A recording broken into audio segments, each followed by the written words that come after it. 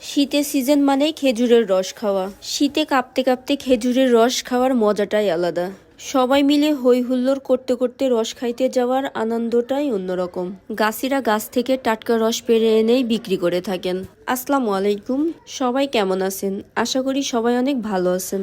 গতকালকে আমার কাজিনের বিয়ে হইল আর আজকে ওর বউ ভাত ছিল। আমাদের কুষ্টিয়াতে বউ ভাতকে আবার ফিরানিও বলে। তো ফিরানি উপলক্ষে ওর শ্বশুর বাড়িতে ওর সাথে আমি এসেছি।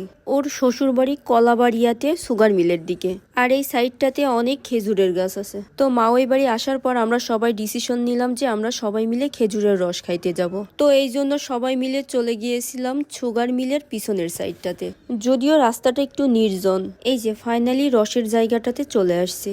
আসার পরে আমি বলছিলাম যে 2-3 গ্লাস রস খাবো। গাছি মামারা আমাদের বলছিলেন যে একটু অপেক্ষা করতে, তারা আমাদের একদম টাটকা রস গাছ থেকে পেরে এনে দিবেন। এর মাঝে আয়াত খুব দুষ্টুমি করছিল, বলছিল আমরা নাকি যশোরে গিয়েছি রস খাইতে। যেহেতু রস আনতে একটু টাইম লাগছিল, তাই আমরা আশপাশ ঘুরে ঘুরে দেখছিলাম এবং আয়াতকে গাছ দেখাচ্ছিলাম যে এটাই খেজুর গাছ।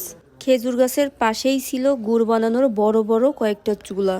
আয়াত আবার বলছিল খালামণি এখানে এত কবর কেন? তো ওকে আবার একটু বুঝাই বললাম যে এখানে হচ্ছে গুড় বানাই। যদিও ভোরবেলাতে গেলে ভালো হইতো, গুড় বানানোর প্রসেসটা আমি দেখতে সাথে আপনাদেরও দেখাইতে পারতাম। এখানে যে গাছি মামাদের দেখে খুবই খারাপ লাগলো। তারা অনেক নিম্নমানের জীবন যাপন করে। একটা পুরুষ তার শেষ বয়স অবধি তার পরিবারকে ভালো রাখার জন্য অনেক পরিশ্রম করেন। যাই হোক, বেশ কিছুক্ষণ অপেক্ষা করার পর আমাদের রস চলে আসছে। আমি রস আসা দেখে আগ্রহ নিয়ে সবার আগেই আগাই গেলাম। দেখেন একদম টাটকা রস। তো ছাঁকনি দিয়ে সেকে সেকে মামা আমাদের জন্য রস গ্লাসে ঢালছিলেন। তো প্রথম গ্লাসটা আমিই নিয়েছিলাম। আমি রস খাইতে খাইতে ছোটবেলার স্মৃতি মনে করছিলাম এবং সবাইকে বলছিলাম যে ছোটবেলায় খেজুরের গাছ দেখলেই গাছের দিকে হা করে তাকাই থাকতাম এবং 1-2 ফোঁটা রস গালের মধ্যে পড়তো, সেটাই খাইতাম। তবে আমাদের আজকের রসটা কুয়াশা পড়ে একটু মিষ্টিটা কম হয়েছিল, তারপরেও আলহামদুলিল্লাহ অনেক ভালো লাগছে। এই ছিল এবার শীতে আমার প্রথম রস খাওয়া। তো আপনারা কে কে রস খাইছেন কমেন্ট করে জানাবেন।